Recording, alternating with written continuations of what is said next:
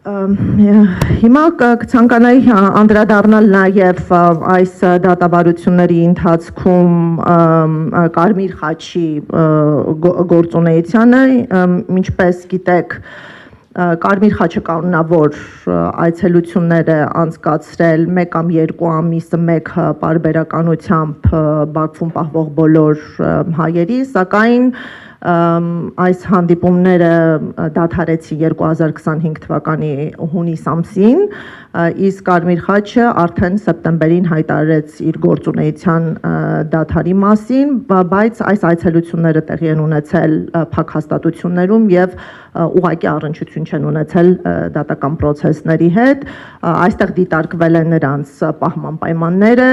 արկա առողջական եւ այլ խնդիրները եւ կոնֆիդենցիալ հիմունքներով դրանք կոմունիկացվել են Ադրբեջանի իշխանություններին եւ Կարմիր խաչը փորձել է երկխոսության ճանապարհով հասնել որոշակի պայմանների բարելավման, կարծում եմ, որ այդ գործունեությունը իր դրական արդյունքը տվել է, եթե մենք համեմատում ենք պահման պայմանները գերեվարման վաղ ժամանակահատվածում եւ հետագայում, ապա դրական տեղաշարժեր նկատելի են, նշեմ, որ որոշ դատապարտված գերիների նաև տեղափոխել են նոր կառուցված քրեակատարողական հիմնարկ, որտեղ պայմանները անհամեմատ ավելի լավ են եղել, քան սկզբնական պահման վայրերը, բայց նաև այն վերապահումը անեմ, որ երբեմն ադրբեջանական մամուլը տարածում է լուսանկարներ, որտեղ իբր հիմնական հիմունքներով պահվում են հայերը, դրանք իրականում լուսանկարչական նկատառումներով առանձնացված սենյակներ են, որտեղ հայ բանտարկյալներին այցելում են ադրբեջանցի պաշտոնյաներ եւ դրանով ներքին լսարանին ցուցադրում են, որ մարդասիրական նորմերը Ադրբեջանում պահպանվում են, այս ճանապարհով փորձ է արվում նաեւ բարձրացնել նրանց օմբուդսմենի դերը հայ պատանների իրավունքների պաշտպանության հարցերում եւ մենք այս գործընթացի եւ Կարմիր խաչի գործունեության դադարեցման միջև նաեւ կապեր ենք տեսնում, այսինքն մի կողմից փակվում է Կարմիր խաչը, մյուս կողմից կադրեր են թողարկվում, որտեղ օմբուդսմենի այցելությունները դիտարկվում են որպես փոխարինող արդյունավետ միջոցներ, մենք այս մոտեցումը ընդհանրապես չենք կիսում եւ մեր միջազգային գործընկերներին էլ տեղեկացրել ենք, որ օմբուդսմենական ինստիտուտը Ադրբեջանում անկախ չէ, անկախության փարիզյան սկզբունքներին չի բավարարում եւ որևէ աջակցություն այս ինստիտուտի կողմից չի կարող բավարար լինել։ Նշեմ, որ արդեն նոյեմբեր ամսին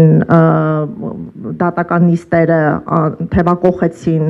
եզրափակիչ փուլ, որտեղ մենք լսեցինք նաև առաջարկվող պատժատեսակները, բոլորի առնչությամբ պահանջվեց ղեկավարության ցմահազատազրկումը, միայն օրենսդրական հանգամանքով պայմանավորված 65 տարին լրացած երկու ռազմաքաղաքական ներկայացուցիչի առնչությամբ պահանջվեց 20 տարի ազատազրկումը։ Եվ մենք նաև հոկտեմբեր ամսին ունեցանք կարևոր զարգացում, երբ Ռուբեն Վարդանյանը հրաժարվեց մասնավոր փաստաբանի ծառայություններից, հստակ ներկայացնելով շարժառիթը, դա կապված էր պաշտպանությունը կազմակերպելու անհնարինության հետ, ըստ էության 400 հատորը գերազանցող ծավալի նյութեր էին ներկայացվել, որը գերազանցում է 100,000 էջը, ընդ որում այս նյութերը օգտագործվել են ոչ միայն Ռուբեն Վարդանյանի, այլ նաև 15-ի դատավարություններում եւ այս մեծածավալ նյութերը թարգմանված չեն եղել հայ ամբաստանյալներին հասանելի լեզուներով, ավելին դրանց ծանոթանալու հնարավորություն չի տրվել, նախ օբյեկտիվ հնարավորություն ժամանակի առումով եւ մյուսը բազմաթիվ փաստաթղթեր նաեւ կլասիֆիկացված են եղել որպես օրինակ գաղտնի տեղեկություններ եւ այստեղ էլ դրվել են լրացուցիչ սահմանափակումներ եւ ակնկալվել է, որ առանց մեղադրական եզրակացությանը ծանոթանալու, առանց գործի նյութերին ծանոթանալու հայերը պետք է կազմակերպեն ձևական պաշտպանություն, բոլոր այն միջնորդությունները, որոնք ուղղված են եղել իրական պաշտպանությանը, մերժվել են այսինքն կողմերի իրավահավասարության, զենքերի հավասարության սկզբունքը եւս պահպանված չի եղել եւ այստեղ անտրամաբանական է դարձել ձևական պաշտպանություն կազմակերպելը եւ մասնավոր փաստաբանը ներգրավել հենց այդ նպատակներով, նրա գործունեությունը եւս խոչընդոտվել է եւ արդեն անառարկական է դարձել որևէ պաշտպանության կազմակերպումը, մինչեւ այս ազատումը մենք կարողացել ենք ավելի հանգամանալից տեղեկություններ ստանալ դատավարությունների վերաբերյալ, սակայն հոկտեմբեր ամսից սկսած միակ աղբյուրը դարձել են պաշտոնական լրատվամիջոցները։ Եվ արդեն գիտեք դեկտեմբերի 26-ին տեղի ունեցավ 15-ի դատավարության վերջին նիստը, դատավարությունը ավարտված է, այս գործով դատարանը գնացել է խորհրդակցական սենյակ եւ մենք ակնկալում ենք այս ամսվա ավարտին ունենալ դատավճիռ։ Հետաքրքրական զարգացում տեղի ունեցավ Ռուբեն Վարդանյանի գործով, 27-ին նշանակված էր նիստը, որի ընթացքում պետք է տրվեր վերջի խոսքի իրավունք, սակայն նիստը հետաձգվեց փաստաբանի առողջական խնդիրներ ունենալու հիմքով, հանրային պաշտպանի գրասենյակի փաստաբանի, որից հետո նշանակվեց մեկ այլ նիստ, բայց այս նիստը հետաձգվեց անհեթեթ պատճառաբանությամբ, որ դատարանը գտնվում է խորհրդակցական սենյակում։ Այսինքն դեկտեմբերի 26-ին, երբ 15-ի գործով դատարանը հեռացել էր խորհրդակցական սենյակ, այս հանգամանքը օգտագործվեց գործի հետագա ձգձգումը արդարացնելու նպատակով։ Եթե այս հանգամանքը լիներ իրական հետաձգման պատճառ, ապա դեկտեմբերի 27-ի նիստը եւս պետք է հետաձգվեր այս հիմքով, բայց դեկտեմբերի 27-ի նիստը հետաձգվել էր փաստաբանի ենթադրաբար առողջական խնդիրների պատճառով եւ սա մեզ թույլ է տալիս մտածել, որ Ռուբեն Վարդանյանի գործով որոշակի չափով գործընթացի ձգձգման միտումներ կան։ Ինչով է դա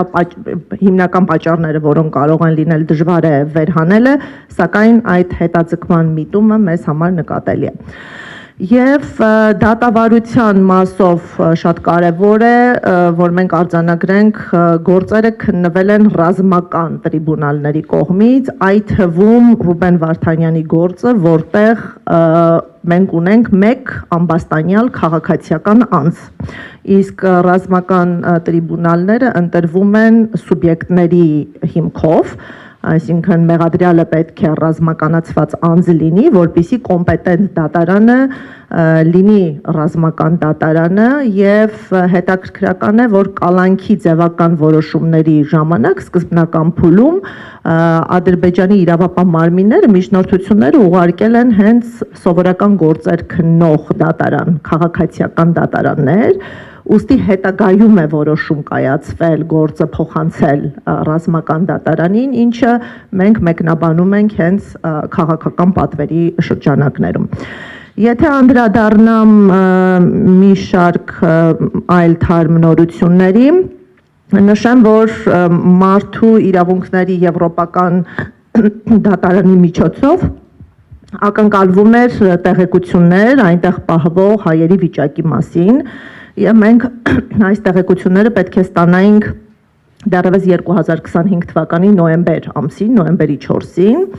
Ադրբեջանի կառավարությունը շուրջ 2 անգամ լրացուցիչ ժամանակ խնդրեց դատարանից եւ վերջնաժամկետը հունվարի 8-ն էր։ Կարող եմ հաստատել, որ մենք հունվարի 12-ին ստացել ենք տեղեկություններ, որոնք 16-ի առնչությամբ պարունակում են տվյալներ նրանց առողջության